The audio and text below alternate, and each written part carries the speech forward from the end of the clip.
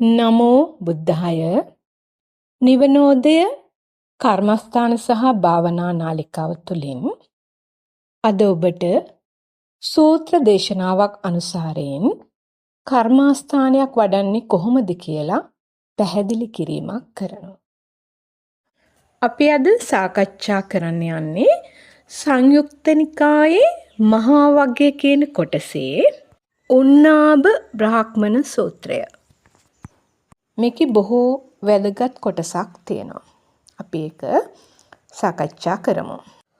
උන්නාභ බ්‍රාහ්මණයා බුදු පියාණන් වහන්සේ මුණ ගැහෙන්න පැමිණිලා මේ ආකාරයෙන් ප්‍රශ්න කරනවා. අතකෝ උන්නාභෝ බ්‍රාහ්මනෝ යේන භගවා තේනුපසංකමේ උපසංකමිත්වා භගවතා සද්ධින් සම්මෝදී සම්මෝදනීයං කතං සාරණීයං වීතිසාරිත්වා ඒකමන්තං නිසේදී ඒකමන්තං නිසින්නෝ කෝ උන්නාභෝ බ්‍රාහ්මනෝ භගවන්තං ඒතද හෝච පංචමානි බෝ ගෝතම ඉන්ද්‍රියානි නානා විසයානි නානා ගෝචරානි න අඤ්ඤමඤ්ඤස්ස ගෝචර විසයං පච්චුනෝ බොන්ති කතමානි පංච චක්ඛු ඉන්ද්‍රයං සෝත ඉන්ද්‍රයං ගාහන ඉන්ද්‍රයං ජීවා ඉන්ද්‍රයං කාය ඉන්ද්‍රයං ඉමේසං නූකෝ භෝගෝතම පංචන්නං ඉන්ද්‍රයාණං නානා විසයාණං නානා ගෝචරාණං න අඤ්ඤමඤ්ඤස්ස ගෝචර විසයං පච්චුනෝ බොන්තානං කිං පටිසරණං කෝච නේසං ගෝචර විසයං පච්චුනු භෝතිති.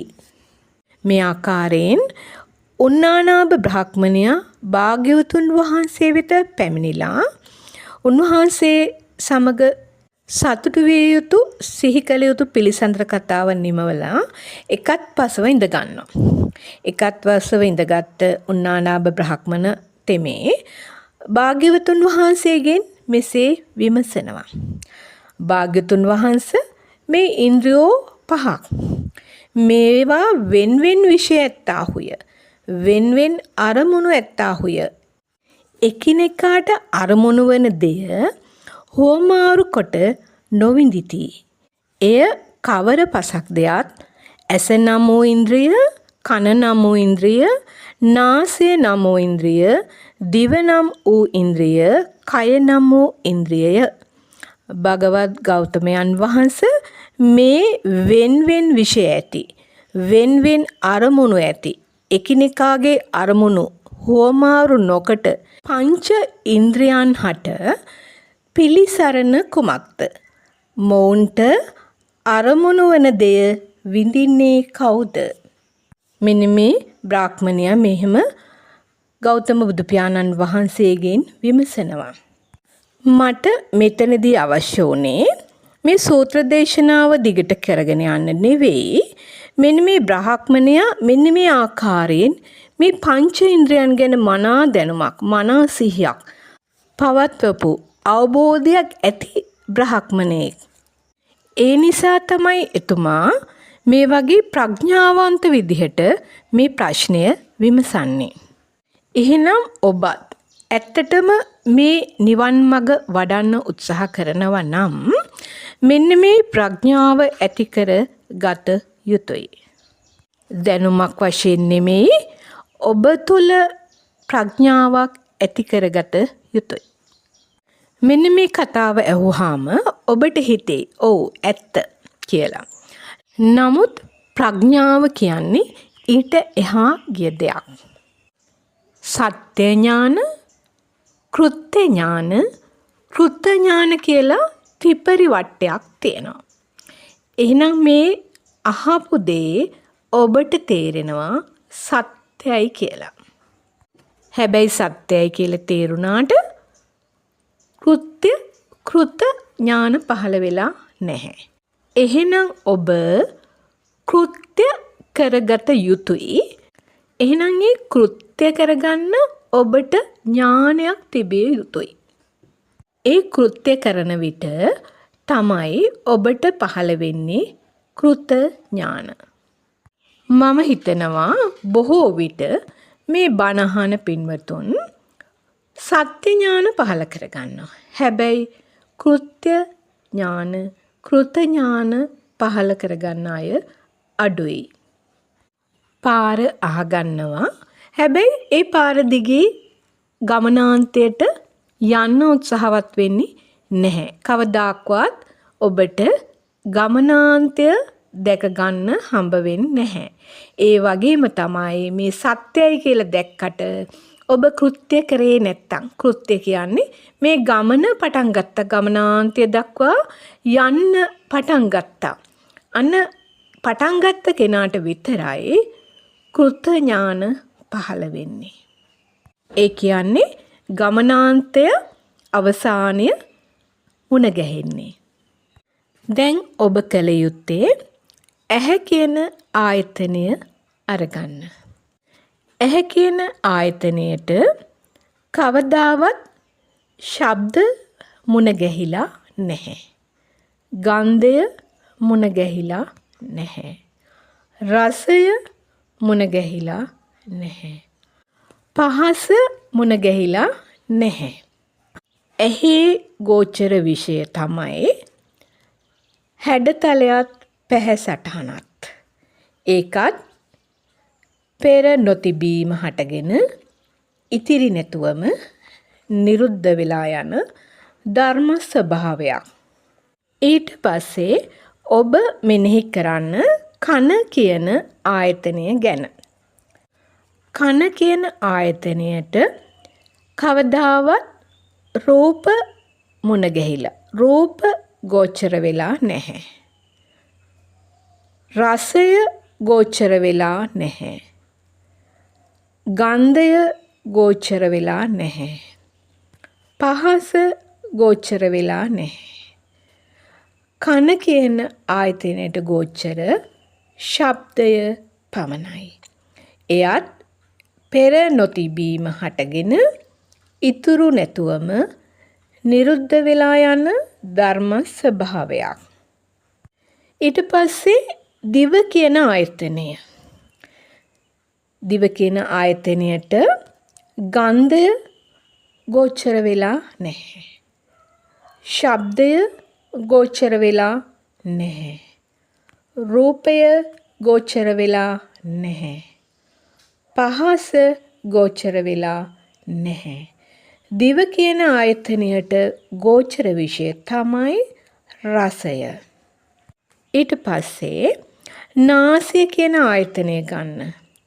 මෙන්න මේ නාසය කියන ආයතනයට රූපය ගෝචර වෙලා නැහැ.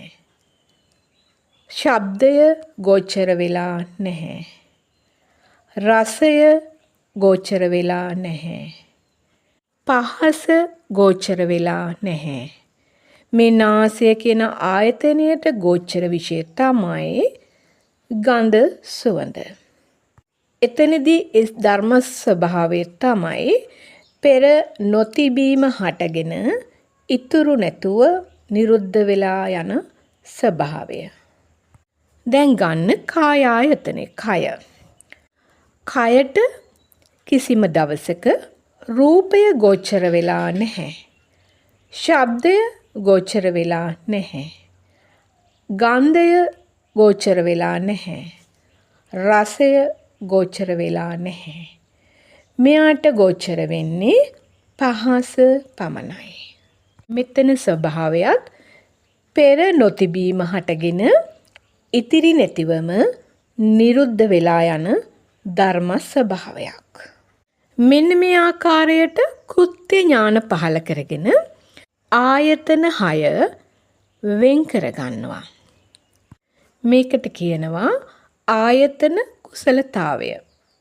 මොකක්ද කියන්නේ? ආයතන කුසලතාවය කියලා කියනවා. මේ ආකාරයට හිත පුහුණු කර ගැනීම තුළින් ලොකු කෙලෙසයක් පහ කරගන්න පුළුවන්. මනාකොට සතිය පවත්වමින් මේ ආයතන ටිකේ තියෙන අන්තර් සම්බන්ධතාවය බිඳ ගන්න ඔබට හැකියාව ලැබෙනවා මේ ආකාරයෙන් විදර්ශනා කළොත්.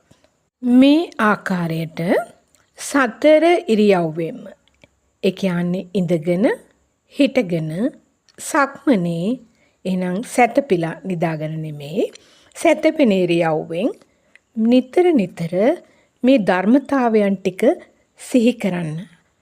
ඇස කියන ආයතනය ගන්නවා ගෝචර නොවන විෂයන් ටික සිහිපත් කරනවා. ගෝචර වුණ විශේෂ පෙර නොතිබීම හටගෙන ඉතුරු නැතිවම නිරුද්ධ වෙන ස්වභාවය ඇති බව සිහිපත් කරනවා. නැවත කන කියන ආයතනය ගන්නවා. ඒ ආකාරයෙන්ම ගෝචර නොවෙන්නේ මොනවද කියලා සිහිපත් කරනවා. ගෝචර වන දෙයක් පෙර නොතිබීම හටගෙන නිරුද්ධ වෙන ආකාරය මෙනෙහි කරනවා. මේ ආකාරයට ආයතන පහම නිරන්තරයෙන් ඔබ මෙනෙහි කරගෙන මේ අන්තර් සම්බන්ධතාවය ඒ කියන්නේ මේ ආයතන එකක් ගැට ගහලා මේ සසර ගමන ගිය හැටි ආයතන ගැට නොගැසීම නිසා කෙලෙස් අඩු වෙන ස්වභාවයත් ඔබට දැනෙන්න පටන් ගනීවි. මේ ආකාරයෙන් ඔබ ආයතන කුසලතාවය වර්ධනය කරගන්න. මේකට කියන්නේ ආයතන කුසලතාවය. ආයතන අන්තර් සම්බන්ධතාවයේ බිඳලා මේ ආයතනවල ස්වභාවය පෙර නොතිබීම හටගෙන ඉතිරි නැතුවම නිරුද්ධ වෙන ස්වභාවයක්. එහෙනම් කවදාකවත් මේ ගෝචර වෙන අරමුණ මේ කිසිම ආයතනයකට විඳින්න බෑ. ඒක විඳින්නේ මනස. දැනට මේ විදර්ශනාව කරගෙන යන්න මේ ඉදිරිපත් කරපු කාරණාවල් හොඳින් ප්‍රමාණවත් බව මා විශ්වාස කරනවා. ඔබටම කරුණාවෙන් මෛත්‍රියෙන් මේ සසර ගමන නිමා කරගන්න දුක් කඳෙන් එතර වෙන්න මේ විදර්ශනාව දිගින් දිගට කරගෙන තමාගේ ජීවිතයට ආලෝකයක් කරගන්න පහනක් දල්ව ගන්න කියලා කරුණාවෙන් මෛත්‍රියෙන් මතක් කරනවා. තෙරුවන් සරණයි.